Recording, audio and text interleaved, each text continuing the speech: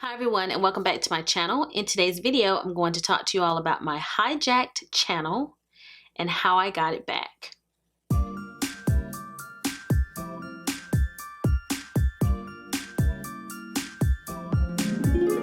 I don't want to spend too much time on this because it was such a horrible experience, but I did want to come on here just to let everyone know that I am back and to give a few tips to individuals that might go through this. I hope no one has to go through it, but the reality is people are going through this. Over 2 weeks ago, I received an email that I later learned was a phishing email, and they were posing as YouTube. And because I had recently communicated with YouTube about another issue, I was more likely to believe it was YouTube. It was early in the morning. I was on my cell phone, and that gave me a limited view of the email.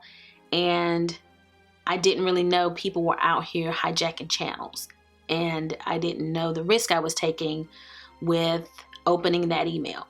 As a result of the phishing email, my channel was compromised and hijacked.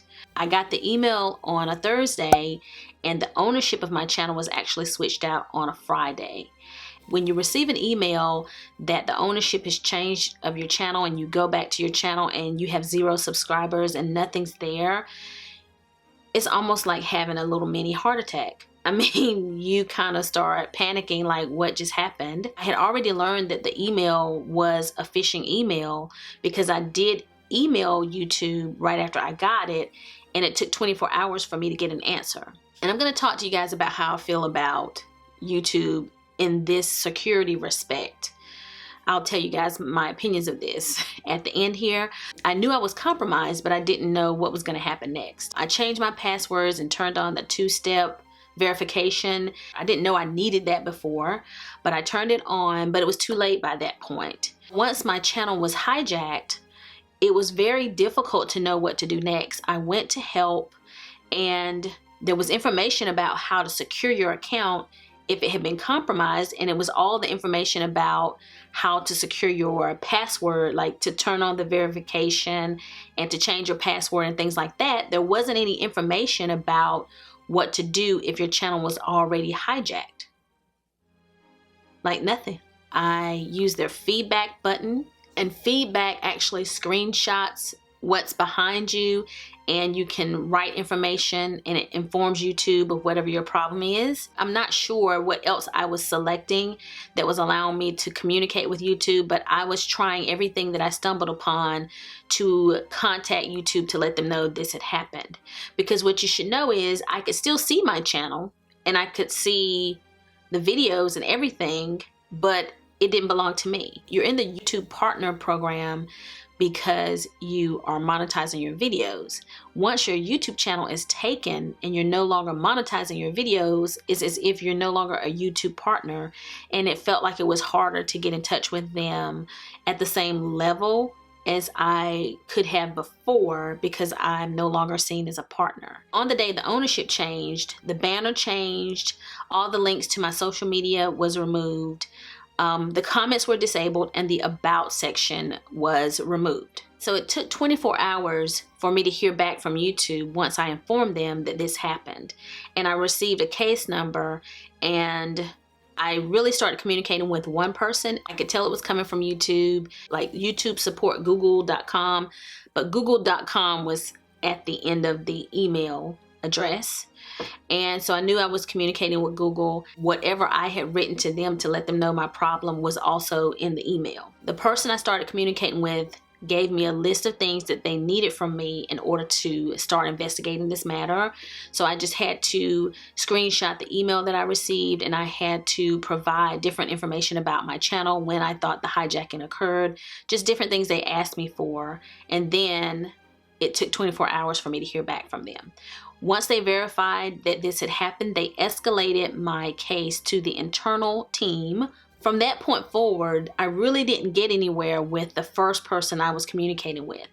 but I communicated with that person every day. I was not going to be someone they forgot about. I watched a few videos from other YouTubers that this had happened to, and I'll link the 2 people that were the most helpful to me in my description box so that you guys can click there, because most likely if you're watching this video, you're either one of my subscribers or you're a person that this has happened to. So I'll link the 2 videos that I thought were very helpful. In one video is where I learned to use the flagging system that is under the About section on YouTube. If you use that system, you can flag the person for impersonation. I began to flag, and I also was communicating with my subscribers on Instagram and Snapchat, and I think that some of them began to flag the channel. So using the flagging system gets their attention that something is wrong. On the other video, the person indicated that they were finally able to resolve their issue using the forum versus the person they were communicating with all along. After 2 weeks, I decided to go into the community forum to get help. And the community forum is more public, and in my mind, I thought, of course, the other method should be more effective, but hey, let's try it.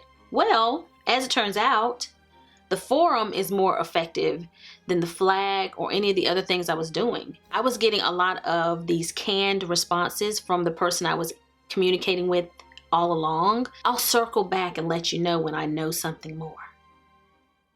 I'll circle back. Kept hearing that over and over again, same stuff, same stuff. When I went to the forum, a person named Andrew responded, and he's a gold expert. I'm not sure how it works, but they are kind of official. The person who resolved the YouTuber's problem that I watched in the other video, his name was Andrew as well. So I'm not sure if it's the same Andrew. Andrew responded pretty quickly once I posted in the forum. He continued to respond to my questions very quickly, and they weren't canned responses. It sounded like I was communicating with a real person. I wish that I could physically see the difference between him and his team and the team that was working on my issue to begin with, but he and his team seem to have a better handle on phishing emails and all of these things that are happening to us. Andrew continued to communicate with me. Andrew escalated things to the internal team once I provided him with some information, and within a matter of days, I was getting my channel back as a result of going in the community forum. So if this has happened to you, my recommendation would be to use the flagging system, like use all methods of communication with YouTube to inform them of your issue, but definitely go in the community forum and ask for help there. Don't go and respond to an existing post, because they are only replying to the original person who posted in that thread. You need to start your own post in order to get them to reply to you.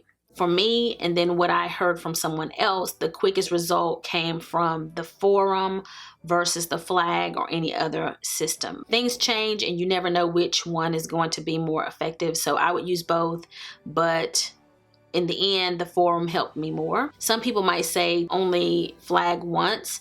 I just felt like more was better, and I was going to continue to flag until I got somebody's attention. The more noise that's being made, I think the faster someone might move to get it resolved. So that's what I did, but you guys do what you feel is best for you. You know, you just worry a lot because you read in the forums that some people didn't get their channels back, and I'm not sure if those people eventually got their channels and just didn't come back and update the post, but you begin to worry that you won't get it back. And you don't know how that could possibly happen because, you know, it's pretty legit how it was taken to begin with, as far as, you know, illegally taken against your will, but you just don't know. I can pretty much guess that every person who is doing this, who is hijacking channels and stealing channels, is doing it to steal money. Until it happens to you or someone you know, you may not know. I wasn't watching videos of other YouTubers who hijacked because it didn't apply to me. I just didn't know it was happening. But now I know.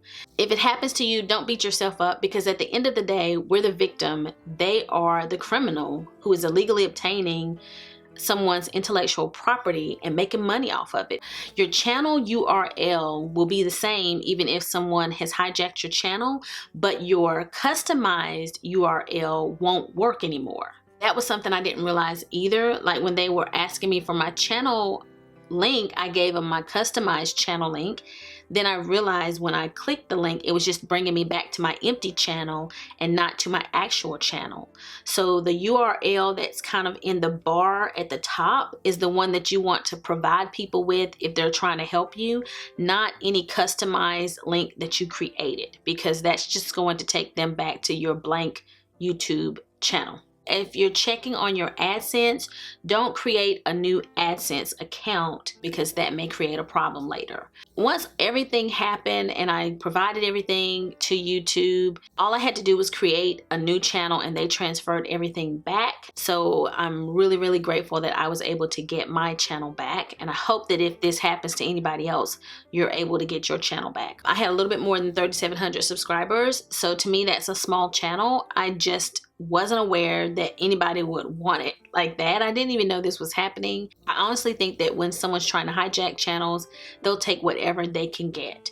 So if your channel is one that can be monetized, just be on the lookout, because you may be more at risk than someone who is not monetized. Some things that I am doing now moving forward, I have turned on my two-step verification and I'm more on the lookout for phishing emails, like more aware that that's out there. I need to look at the email address. Some are coming from youtube.com or google.com, but I need to look to see the email address, not just what's in the body of the email. And I no longer use my YouTube email as my business contact. I used to use that as my business contact for YouTube and Instagram.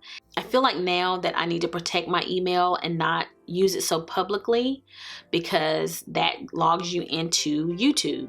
So I don't use that email any longer as my business contact. I have switched to another email for that purpose, and it's more inconvenient for me. So it's just convenient to be on YouTube and then to bounce over to your email without having to switch accounts. But I'd rather just switch accounts and feel like I'm safeguarding my YouTube channel just a little bit more by not making that email address so public. I'm grateful to YouTube that they were able to get my channel back for me. Like, I honestly think that it is their responsibility to provide good security for any of us that are creators and adding content. This is our intellectual property, and they should do a better job of securing that property. On my regular job, if there are phishing emails that are going around, they're emailing those to us and letting us know, be on the lookout for these emails. And they're letting you know about spammy emails that are going around so that you won't open them, won't click them, whatever. I don't think I've ever gotten an email from YouTube telling me about potential risky emails that are floating around in my inbox. And at the end of the day, this is a Google email. They're associated with or own YouTube.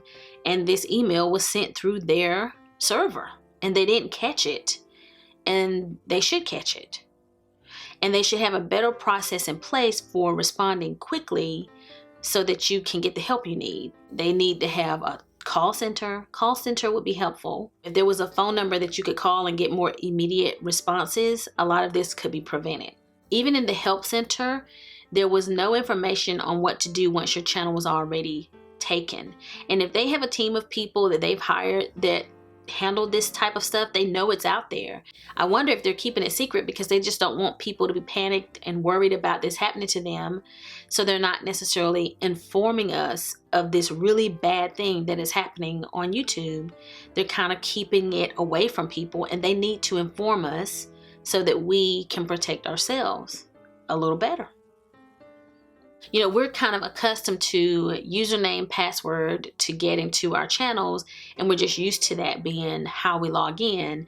But there's all types of ways that people could access a channel, and YouTube should explore some other ways to log in or access it so that it's just not so simple to get in. And once you have that piece of information, you have access to a person's AdSense and just whatever, their email, just everything. And it's just really easy to compromise an email. I think that email is just easy to hack into. And once you have that information, you can get into somebody's YouTube account. And who says you have to have the same email login and password as you do for YouTube? YouTube says it. But hey, does it have to be that way? They could change that. It shouldn't be so easy to change ownership. Why aren't there verification steps before ownership is switched over? to verify that that's actually me asking for my ownership to be changed. Deleting a channel, deleting a video, all of those things are very easy to do and quick. Like you hit delete, it's gone. And it just doesn't seem to be enough in place to prevent these major mistakes from happening or major events from occurring around someone's YouTube channel.